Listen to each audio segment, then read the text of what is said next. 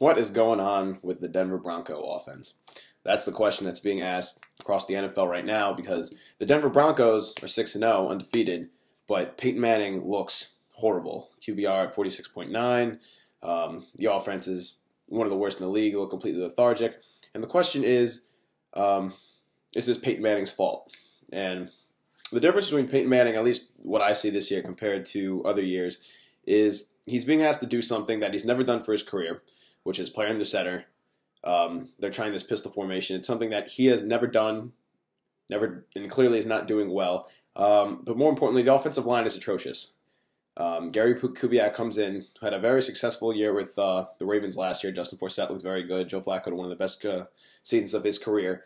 But the Denver Bronco offensive line is a shell of what it was last year. One of the big stats which completely tells it is that C.J. Anderson last year, when he was a prolific runner, extremely effective, was averaging about 2.7 yards before contact last year. This year, he's averaging 0.75. He's not even averaging a full yard before contact, which means that in a run-heavy approach in Gary Kubiak's system, you're setting up Peyton Manning on a lot of third and longs because the running backs are not able to generate yards. They're 26th in yards per carry at 3.6, and they're 30th in 85 rushing yards per game. So this is an offensive coordinator that comes in that wants to run the ball, and clearly they're not doing that, but they're still trying to pound the rock. And unless you magically teach these linemen, it's not even necessarily to block better, they're just not talented. The level of talent on the offensive line this year compared to last year's, it's significantly less. They're not getting push. So you're setting Peyton into third and long so that, and this is the big thing about Peyton Manning, was that in years past, there are two things you have not been able to do against Peyton Manning. You have not been able to blitz him because he would absolutely murder you when you tried to blitz him. He would read what your defensive scheme you're in, and he would find the open man. 10 out of 10 times, Peyton Manning to the T. So he's being blitzed. He's being pressured. You can see he's obviously more frail. Peyton Manning hasn't had a strong arm in 2 to 3 years. This is nothing new.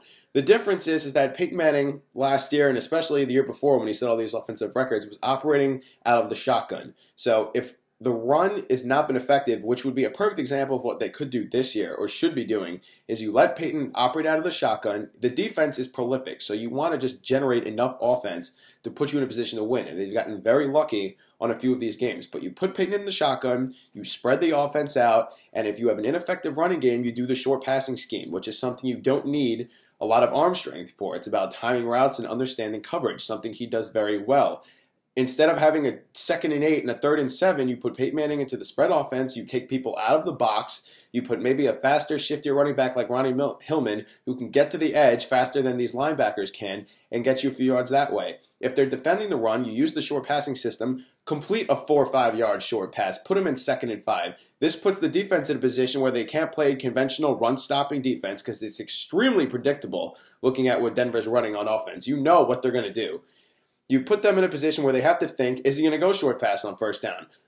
It keeps them constantly in a mind game where at second down, you can't think conventional run. You can't think they're going to run the basic lethargic offensive plays they've been running. This puts you in a position in 2nd and 5 where you can fake that short pass and go deep in a position where the defense isn't defending against it. You can go 2nd and 5 and actually hand the ball off to your running back in a position where the defense can't think, oh, this is going to be a conventional run, because now you have to worry about the short passing scheme. It's something that Peyton Manning is very good at. You have to put him in a position that he feels comfortable. At this advanced stage in his career, this offensive system would be predicated on them having a strong offensive line, which they don't, then developing a running game, which they don't have, and Peyton Manning, if they're running this type of offense, having a legitimate NFL arm, which at this point he does not have. He hasn't really had a strong arm in years past. It's just that his mind has always been able to overcome his physical ailments. After the surgery with his neck, he had loss of feeling in his fingertips. He had to wear a glove because his grip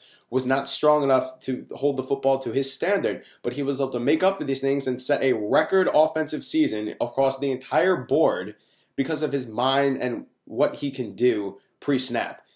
And Kubiak coming in and pretty much telling Peyton we're doing this, this, and that makes him predictable, and it is catering completely to his weaknesses.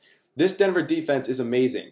Put Peyton in what he knows and allow them to generate offense. Because if you're worried about him turning the ball over, this conventional, safe offense that Kubiak wanted to run to take the pressure off Peyton Manning isn't taking the pressure off, and they're generating less offense than he's ever had in his career.